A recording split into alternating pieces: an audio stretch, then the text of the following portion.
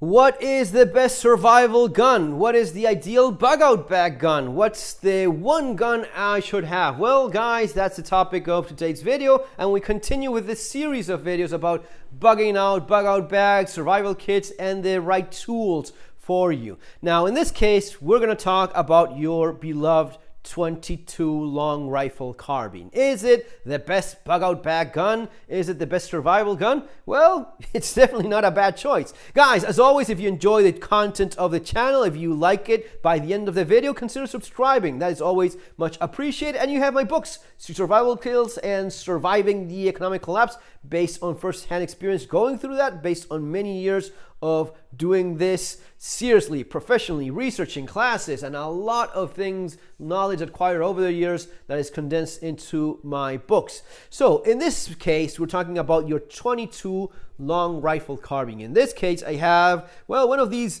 emblematic survival guns. This is a Marlin Papoose stainless steel semi-automatic. It is a nice gun. As you see it, it is in a case that makes it easy to transport. It fits in most mediums to large size bags, so it's not exactly a concealable as a handgun, but you can take it around with you, throw it in a backpack, throw it in the back of a truck. I mean, in a truck you could have anything, but it is kind of like into that sweet spot between, it's not really a handgun, definitely not, but it's more concealable than your typical long gun, right?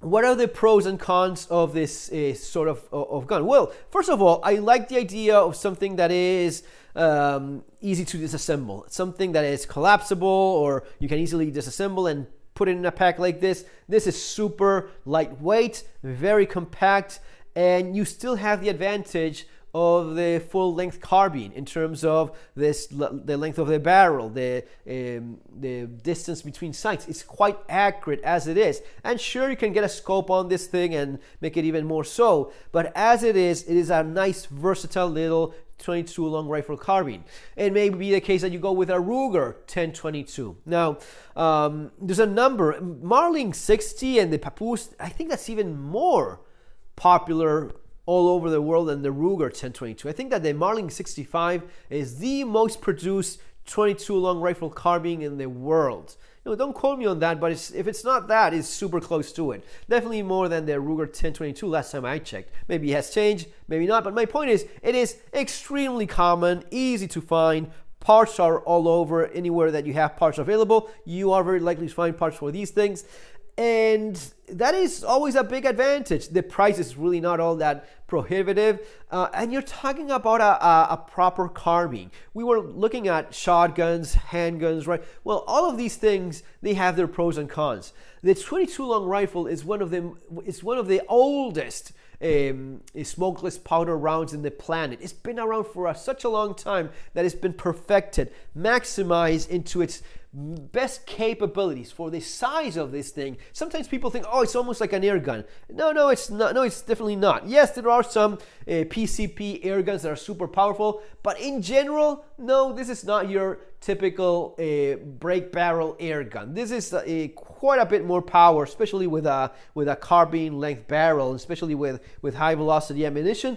This can be used for pretty much anything you have in mind. What do I mean by that? Well, is it for plinking? Yes. Is it, yeah, for plinking, fun, target shooting in the range, a little bit of pest control, small game hunting? Yes, all day long. This is actually the kind of gun that is more likely to be found for pest control. In farms all over the world, you will find shotguns and you will find 22 rifles. Sometimes you find handguns, sometimes you find a deer gun or something for hunting. But this is a working gun, and it does just that. It is ideal for that.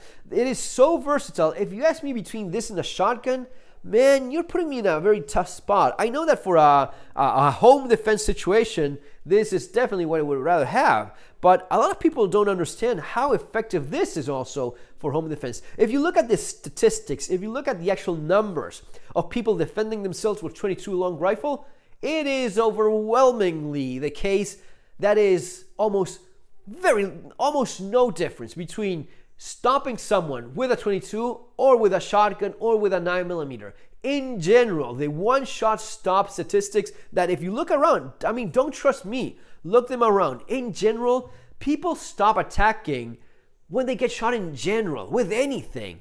If it's a 22 or a 9mm, and sure, if you shoot them with a, if you shoot someone with a 308 hollow point, it's gonna be taking a chunk of that person off. Sure, same thing with this, right? If you nail someone in the upper torso with this, that person is gonna be in a heck of a lot of trouble. The survival rate of that person compared to getting shot with a 22, I had a friend from school that had parents that argued and got into fights so many times. It got into the domestic violence territory, but the woman at one point, she emptied a revolver on this kid's dad.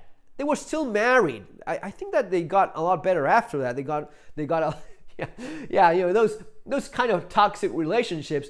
But the guy survived. He definitely did not attack her again. And this is something, it's weird because I've known those people. So my point is, you can defend yourself against an attacker with a 22. That is something that but it's not good for self-defense. It's not ideal, right? It's not the best choice. I would rather have a pump-action shotgun, definitely a semi-automatic shotgun for self-defense instead. Yes, I'll take my Benelli, 12-gauge Benelli semi-automatic all day over this for self-defense. Now, if this is all I have for self-defense, I'm really not going to be worrying all that much unless you're looking at something very specific. You're getting attacked by several people, well armed, and even that is going to be making it difficult no matter what you have. But when it comes down to how effective each one of those little bullets, yes, I know it's carnage, not a bullet, but each time you fire one of those little projectiles and it actually hits someone in the center of mass, it is going to change his priorities super quickly. You are now with a hole in your body that it was not there a few seconds ago. You want to get medical attention right away. You can defend yourself with 22, and it's semi-automatic. Each time you pull the trigger, sends a round down range.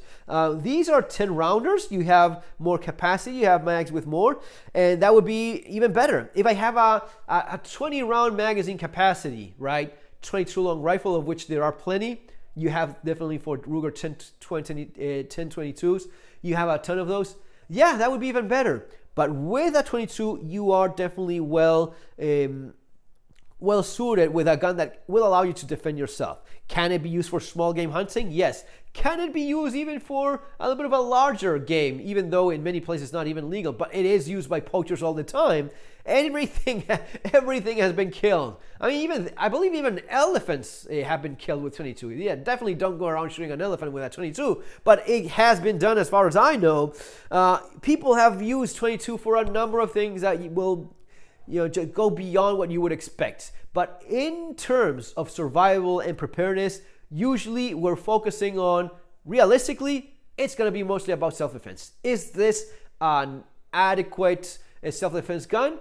Kind of, yeah. I mean, yes, you can use it. It's not my first option. I would go with my Glock. If I had to pick something up, I pick up my Glock over this. If this is the only gun you have, you are still an armed individual. And if you have the knowledge, if you train, if you practice, even just following the advice that I share with you there, it's going to be more about how you use it, how you defend your home, everything else that you did. But when it comes down to pulling the trigger in the semi-automatic fire, you will have lead flying in the right direction at enough speed to stop an attacker.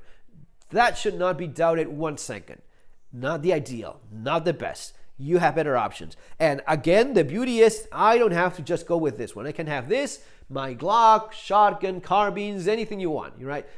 It is also true that maybe budget is limited. You have to make one choice. Well, you have a Glock. I would just pick a Glock as my first option. Oh, but this is what I have from my grandpa.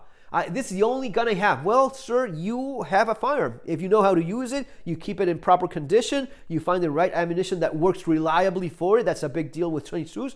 You have a gun that is easy to carry around if you disassemble it. So even in a bug-out bag, it's going to be better than some of those longer guns. And it definitely can be used for using it with subsonic ammunition, super quiet.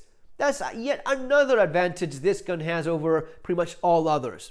It is super versatile. The 22 long rifle carbine semi-automatic is, and yes, with a better known, more common models, your Rugers, your Marlins, it is one of the most versatile firearms a person can own. Maybe the most versatile kind of gun you could own. And I won't argue against anyone that has that position. If I can have more, sure.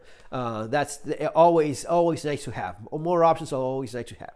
Guys, that's going to be all for now. I hope you enjoyed this video. And if you liked the content, subscribe to the channel. See you next time. Take care.